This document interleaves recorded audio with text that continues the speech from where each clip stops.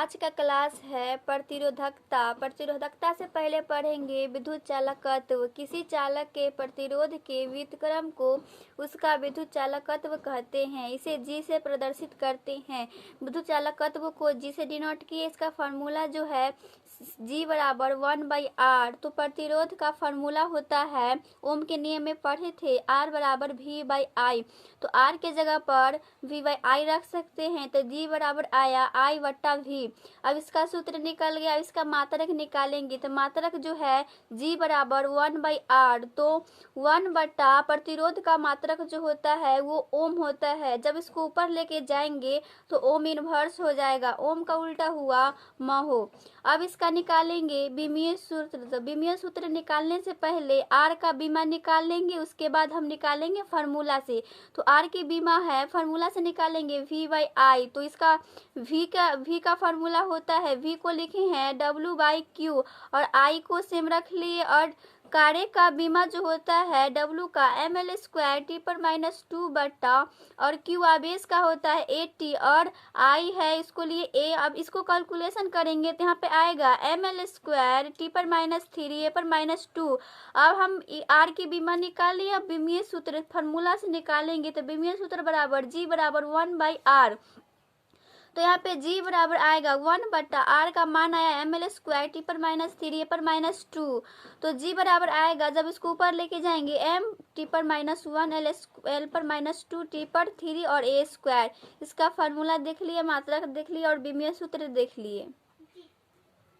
अगला है प्रतिरोधकता। प्रतिरोधकता का दूसरा नाम है विशिष्ट प्रतिरोधकता। तो देखेंगे किसी चालक का प्रतिरोध, उसकी लंबाई, अनुप्रस्थ परिक्षेत्र के क्षेत्रफल, चालक के पदार्थ की प्रकृति एवं ताप पर निर्भर करता है। तो यहाँ पे दो टॉपिक में बनेगा। ये जो है लंबाई और ये क्या क्षेत्रफल पर प्रयुक्त करता है प्रतिरोध। तो R समानुपाती L लिए हैं, इसको मान लिए समी 1 और 2 में लिए हैं R समानुपाती जो है 1/A जो है क्षेत्रफल पर निर्भर करता है।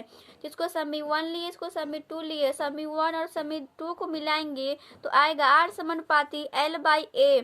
तो यहाँ पे समानुपाती का चिन्ह हटाएंगे तो एक नियतांक लगेगा। तो R बराबर प्रतिरोधकता को हम रो से डिनोट करते हैं। तो रो बराबर रो इंटू L/A आया। यह रो जो है इसको बोलेंगे रो, ये साइन जो है इसको बोलेंगे रो। तो जहाँ रो एक अनुपातिक नियतांक है जिसे चालक का प्रतिरोधकता या विशिष्ट प्रतिरोधकता कहते हैं, ये रो को प्रतिरोधकता या विशिष्ट प्रतिरोधकता कहते हैं। तो इसका फार्मूला जो निकल के आया, रो बराबर RA/L। अब हम यहाँ पे यदि L बराबर 1 कर दे तथा A बराबर 1 हो जाए तो क्या यहाँ पे हो जाएगा, रो बराबर जो आएगा R प्रतिरोधकता का हो जाएगा। क्षेत्रफल और लंबाई को वहाँ पर यहाँ पे A लिए हैं तो भाषा में लिखेंगे एकांक लंबाई और एकांक अनुप्रस्थ काठ के क्षेत्रफल वाले चालक के प्रतिरोध को चालक की प्रतिरोधकता या विशिष्ट प्रतिरोधकता कहते हैं। तो रो का फार्मूला है रो बराबर RA/L। ये इसका फार्मूला निकल के आया। इसका मात्रक निकालेंगे सूत्र से। तो मात्रक आया सूत्र से रो बराबर RA/L। तो यहाँ पे प्रतिरोध का मात्रक जो होता है वो ओम होता है और A जो है क्षेत्रफल का होगा मीटर² और L जो लेंथ है उसका होगा मीटर। तो ये मीटर से मीटर काटेंगे जिसमें बचेगा ओम मीटर, तो इसको लिखेंगे ओम मीटर। मात्रक निकाल लिया। विमीय सूत्र निकालेंगे तो रो बराबर फार्मूला है RA/L से। तो R प्रतिरोध का विमीय सूत्र होता है ml² T/-3 A/-2 और A क्षेत्रफल का होगा L² बटा L का होगा L। जब इसको कैलकुलेशन करेंगे तो इसको कैलकुलेशन करेंगे तो m T/L/3 T/-3 A/-2। तो ये विमीय सूत्र निकल गया। प्रतिरोधकता की निर्भरता देखेंगे तो इसमें फार्मूला जो होता है रो बराबर RA/L। तो यहाँ पे प्रतिरोध R के जगह पर हम ये रख सकते हैं ml/Ne² A तो R के जगह पर रखेंगे तो रो बराबर आएगा ml/Ne² A इंटू A/L आ गया। तो A से A कट दिए और L से L काटे तो यहाँ पे रो बराबर जो निकल के आया m/Ne² A। और इसमें नोट्स में देखेंगे किसी चालक की प्रतिरोधकता या विशिष्ट प्रतिरोधकता चालक की लंबाई और अनुप्रस्थ काट के क्षेत्रफल पर निर्भर नहीं करता। इसका कहने का मतलब है विशिष्ट प्रतिरोधकता जो है लंबाई और अनुप्रस्थ काट का क्षेत्रफल, लंबाई L और क्षेत्रफल जो है A, उस पर निर्भर नहीं करता है विशिष्ट प्रतिरोधकता। तो फॉर्मूला जो है रो बराबर m बटा NE स्क्वायर टाउ। यहाँ पे इसका जो रो प्रतिरोधकता है वो किस किस पर निर्भर करेगा वो देखेंगे। तो यहाँ पे m और E नियत राशि है।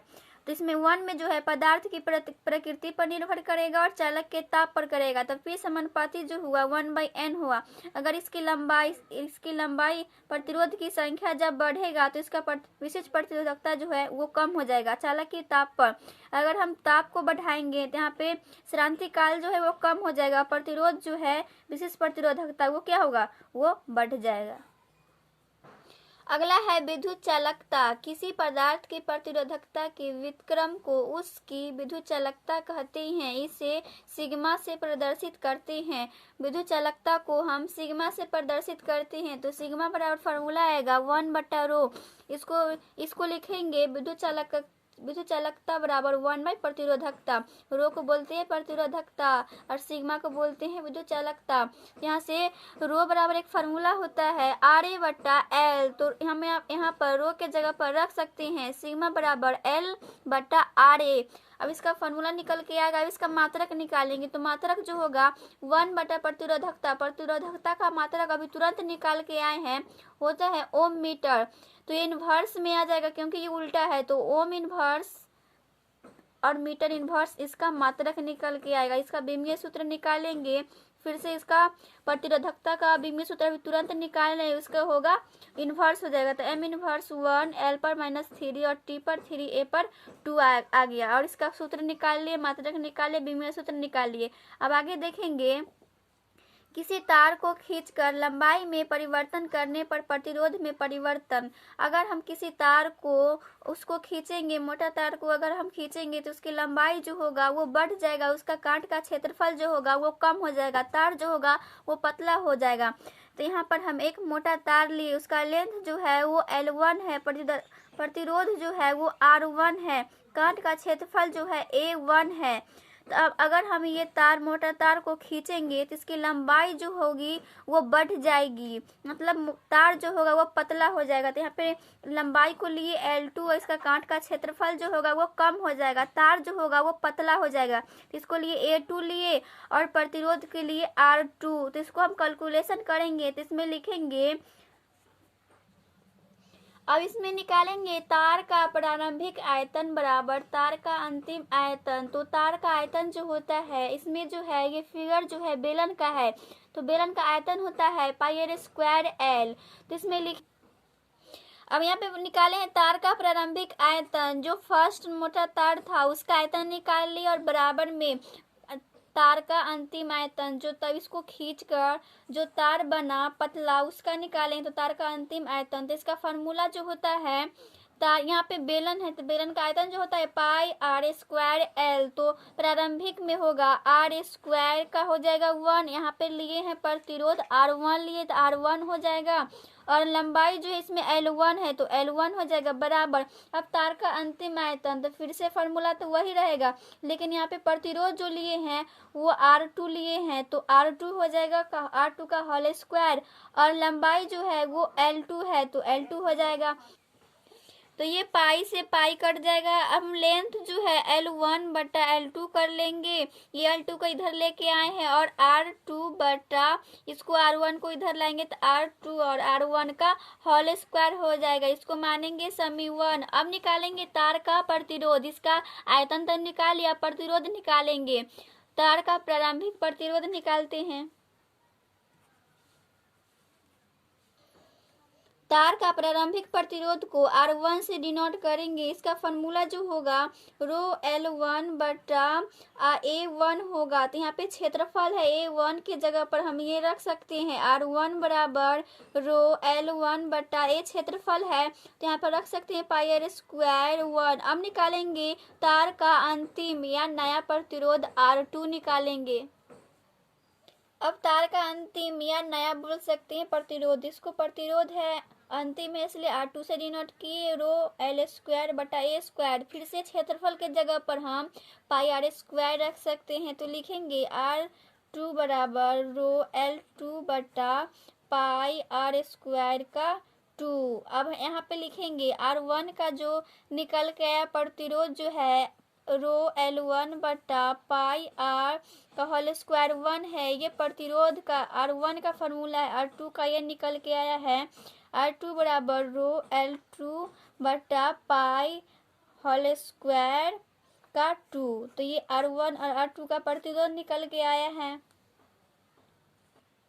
R1 और R2 को हम क्या करेंगे, भाग करेंगे तो R1 बटा R2 बराबर आएगा रो R1 का मान है रो L1 बटा पाई R2 1 का होल स्क्वायर बटा R2 का मान है रो L2 बटा पाई आर स्क्वायर है। तो इसको लिखेंगे रो L2 बटा पाई आर होल स्क्वायर का 2। तो ये जो है रो से रो कट जाएगा और पाई से पाई कटेगा। इसमें निकल के आएगा R1 बटा R2 बराबर L1 इंटू L2 गुने पाई R2 बटा R1 का होल स्क्वायर निकल के आ गया। तो इसको मानेंगे क्या, समी 2 मान लेंगे।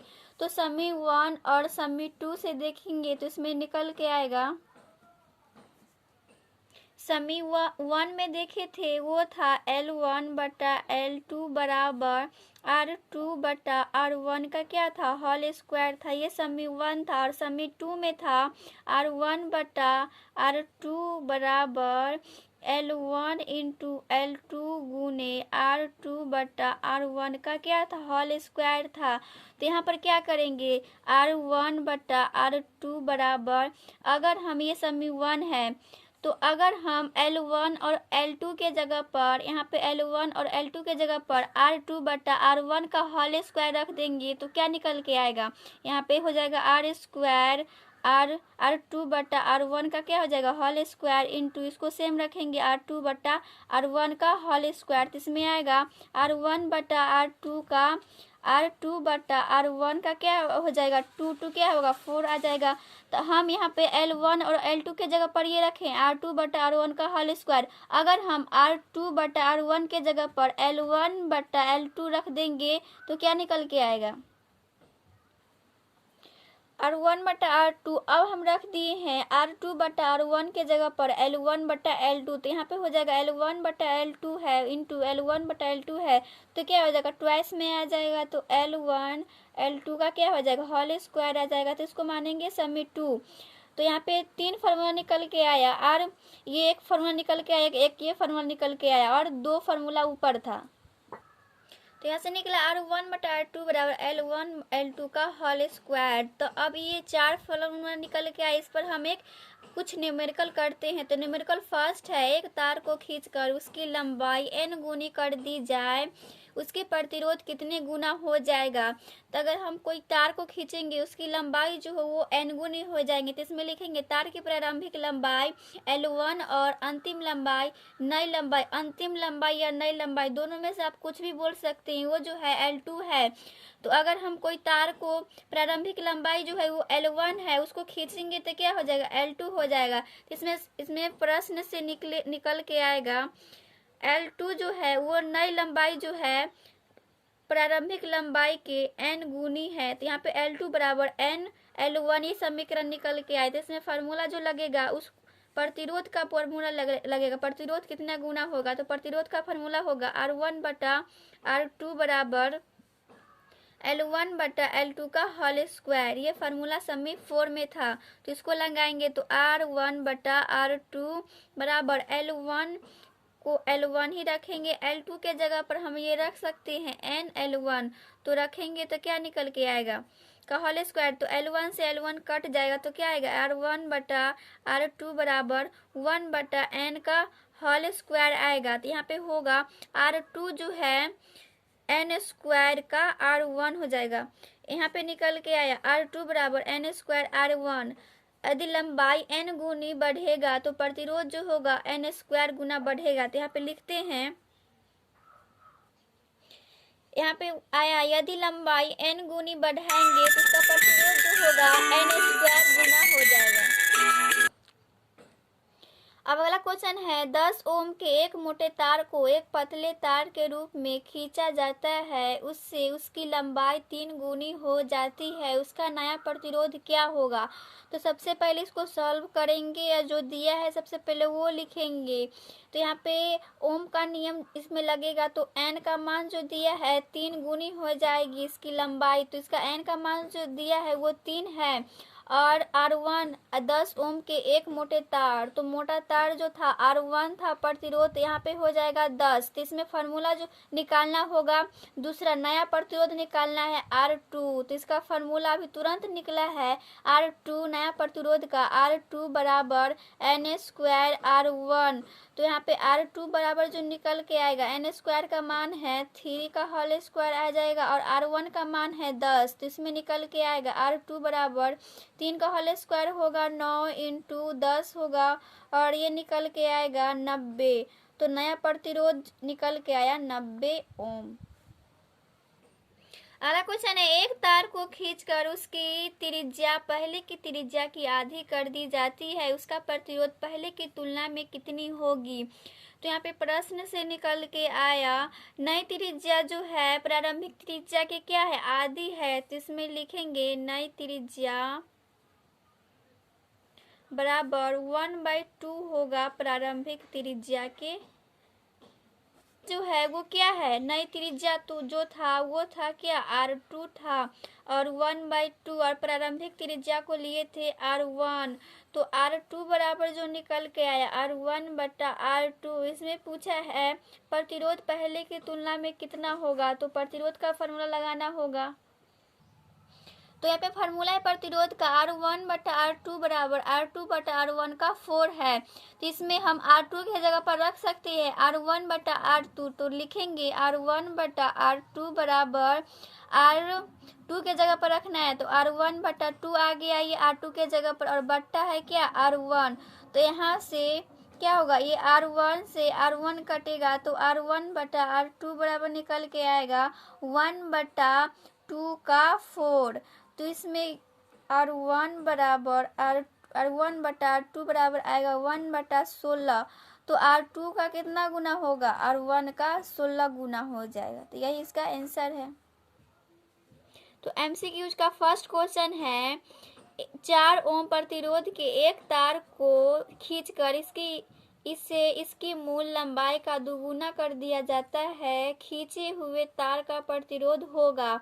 तो इसमें सबसे पहले जो दिया है उसको सॉल्व करके हम टिक लगाएंगे। तो R1 का मान दिया है, प्रतिरोध का मान दिया है 4 ओम और बोला है दुगुना कर दिया जाए लंबाई को, तो n का मान दे दिया है 2।